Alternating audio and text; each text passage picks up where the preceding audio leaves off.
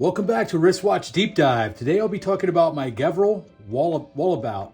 I'm not a dealer or flipper. I'm not selling the watches I cover, just highlighting watches I have in my collection.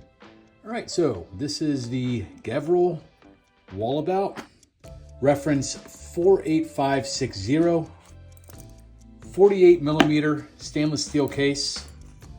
Here's the watch here. So it's 44 millimeter. Now this is 18 millimeters thick. It's very thick and it's a tapered look to it, right? So it's 18 millimeters at its thickest point. Thicker on one side than the other. Stainless steel bracelet. Movement is a MD3G Rubin & Son Swiss movement with 21 jewels, 40-hour power reserve, scratch resistant sapphire crystal. There's two unique crowns on this watch. They're at the top of the watch. The right sets the time. So right now it's not a screw down, it's a push down. So right now I'm winding the watch, as you can see here. And then if I pulled it out, then I can set the time. And this is a quick set date. So as I turn that, you can see the dates moving, 28th, 29th, 30th, and then set the time as like so. Okay. And I just push it down. That's that. And this left dial sets the solar compass. So you can see it's an internal bezel. As I turn this, the compass also turns. You see that? My family calls this the Mickey Mouse watch because of the two ears there. So you have an Arabic 12 at the 12 o'clock, and then the rest of the indexes are just normal indexes, not Arabic numerals. This watch has an internal compass bezel. So how the compass bezel works, and I don't use this out in the wild, but how it would work is to find the cardinal direction, you align the hour hand with the sun, and if you are in the northern hemisphere, you turn the bezel until the south marking is exactly between 12 o'clock or 1 o'clock in the summertime, and the hour hand. Now you can read off the compass direction. And that's basically how you would do it. You would line up the hour with the sun, turn this until the south is at between 12 o'clock and, well, what did I say here? Turn the bezel until the south marking is actually between 12 o'clock and the hour hand. And then essentially you can get your what heading you're going. The date complication is between the 4 and 5 o'clock area. It's a very small date complication. Scene of Brooklyn, Resolute Wallabout neighborhood is on the back, and it's kind of hard to see. It's very faintly etched, but I'll try to maneuver it in front of the camera so you can see it. But yeah, it's not super prominently etched. It's very faintly etched. And then this case back also has kind of a curvature for your wrist, as you can see.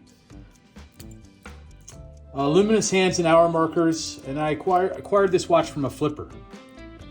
So, brand info. Gevril is known as the maker of luxury Swiss timepieces since 1758, but the history goes back even further than that. In 1742, Jacques Gevril creates his first chronometer. He designs his first repetition dial in 1744. Gevril becomes the first exporter of Swiss watches when he is named the watchmaker to the King of Spain in 1758. In 1760, he designs his Louis XV Verge escapement clock, which is the earliest known mechanical movement, including an alarm, 8-day power reserve, pull repeater, and blue steeled hands. Throughout the 19th and 20th century, the Gevril brand invents new methods and tools of watch and clock production instruments. This aids greatly for creating precise machinery for precision time pieces and precision watchmaking. In 2001, Gevril was acquired by a Swiss family with a passion for watches. The brand remains faithful to the tradition and craftsmanship established 250 years ago.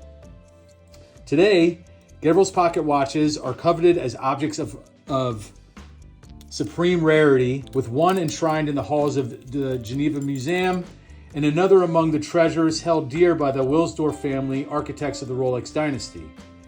This model commemorates the legacy of Brooklyn's Wallabout neighborhood, which was renowned for its maritime heritage and Navy shipyards, where the echoes of skilled craftsmanship resonate through its storied past. Brand ambassadors for Gevril include Sting, Hellen Mirren, Eva Mendes, Martin Sheen, and Mario Andretti. So why I chose this watch? I love this, the history associated with this brand. I mean, 250 years. When you start talking about 18th century stuff, it's pretty cool. I also like the uniqueness of the model. This is the only watch I have with a compass feature. I'm not in the woods a lot thinking, hey, I wonder which way north is. In fact, I'm never in the woods thinking about that. So there's really no need for that tool, but I do like the feature and having that in my collection. All right, so the box, here's the box. I have my extra links in there, cards. This one I did get from a flipper. There might have been a box inside a box. When I got it though, it was just this wooden box, which is fine by me. That works. And yeah, not much else to it. It's a nice quality box, that wood, polished wood. And all right, lume shot. So this watch does have lume. You can see it on the camera pretty easily, but I'll go ahead and charge it up while I'm at it. And there it is. So again, and we've gone over this in my previous videos. On camera, you can see the lume a lot better than off camera. Off camera, I can see the 12 and the indexes pretty easily, but it's not the brightest lume. I would probably mark this as just below average. I like that the 12 is lit up. I like that I can see the hour and minute hands pretty easily, but I have to say it's not super bright in person. So I like watches with lume, so having the lume is better than no lume, but overall just below average. All right, so hope you like the Gevril Wallabout, and feel free to email me or comment on this video if you have any questions, comments. My email is wristwatchdeepdive@gmail.com. And thanks for watching. I'll see you next watch.